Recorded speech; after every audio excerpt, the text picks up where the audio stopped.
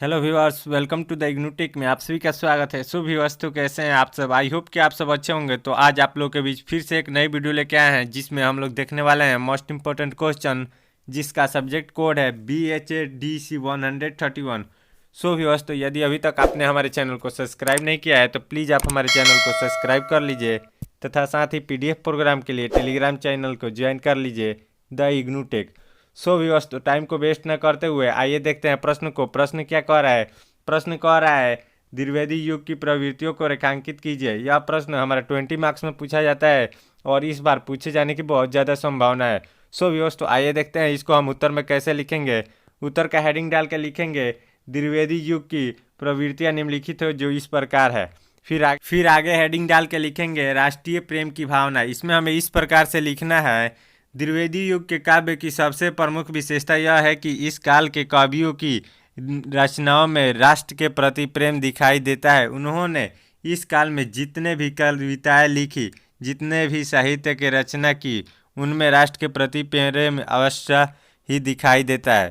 फिर next point में लिखेंगे नारी के पीड़ाओं का वर्णन। इसमें हमें इस प्रकार से लिखना है द्विवेदी युग के साहित्य की विशेषता यह है कि इस काल के कवियों ने तत्कालीन समाज में नारियों के पीड़ाओं का वर्णन अपने काव्य में किया है।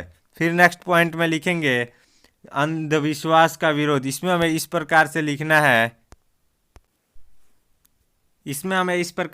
है द्विवेदी युग में जितने भी कवि हुए या साहित्यकार हुए, कश्मीर में समाज में फैले हुए अंधविश्वास का विरोध किया। इसके अलावा इस काल के कवियों ने समाज की रूढ़ियों पर तीखा प्रहार किया। फिर नेक्स्ट पॉइंट में लिखेंगे मानवतावादी दृष्टिकोण। इसमें हमें इस प्रकार से लिखना है द्विवेदी युग की काव्य या साहित्य की विशेषता यह है कि इस काल के कवियों ने मानवतावादी दृष्टिकोण का वर्णन किया, अपने काव्य में किया, अर्थात इस के कवियों के काव्य में मानव के प्रति प्रेम दिखाई देता है। फिर नेक्स्ट पॉइंट में लिखेंगे खड़ी बोली का प्रयोग। इसमें हमें इस प्रकार से लिखना है द्विवेदी युग के काव्य की सबसे प्रमुख विशेषता यह है कि इस काल के कवियों ने अपनी रचनाओं में खड़ी बोली का प्रयोग किया। फिर नेक्स्ट पॉइंट में लिखेंगे प्राकृतिक का चित्रण।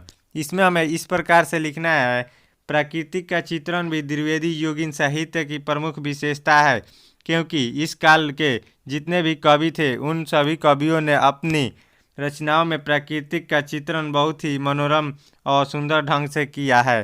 फिर नेक्स्ट पॉइंट में लिखेंगे दहेज प्रथा का वर्णन। इसमें हमें इस प्रकार से लिखना है द्विवेदी युग में ऐसे बहुत से कवि थे जिन्होंने अपनी रचनाओं में दहेज प्रथा का वर्णन किया, अतः हम कह सकते हैं कि दहेज प्रथा का वर्णन भी द्विवेदी युग के साहित्य की प्रमुख विशेषता है।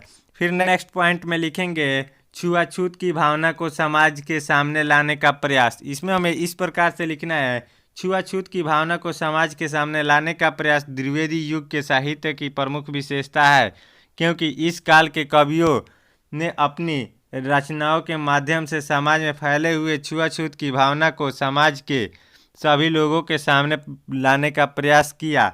उनका मानना था कि समाज में इस तरह का छुआछूत की भावना समाज के लिए ठीक नहीं है, अतः हमें इससे समाज से उखाड़ कर फेंकना चाहिए।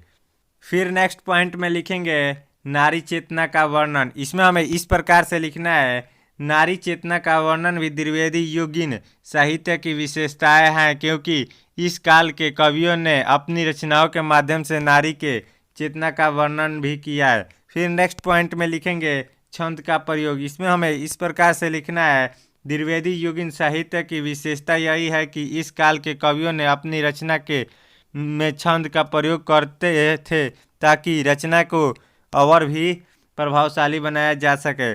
फिर नेक्स्ट पॉइंट में लिखेंगे नैतिकता और आदर्शवाद पर जोर। इसमें हमें इस प्रकार से लिखना है द्विवेदी युग में जितने भी कवि उन सभी कवियों ने अपनी रचनाओं के माध्यम से नैतिकता और आदर्शवाद पर काफ़ी जोर दिया, अतः हम कह सकते हैं कि नैतिकता और आदर्शवाद पर जोर द्विवेदी साहित्य की विशेषता है।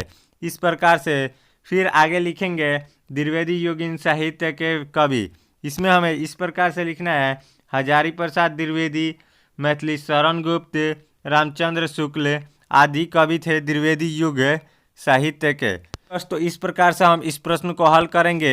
और यदि अभी तक आपने हमारे चैनल को सब्सक्राइब नहीं किया है तो प्लीज़ आप हमारे चैनल को सब्सक्राइब कर लीजिए तथा साथ ही PDF प्रोग्राम के लिए टेलीग्राम चैनल को ज्वाइन कर लीजिए द इग्नू टेक। धन्यवाद। फिर मिलते हैं अगली वीडियो में।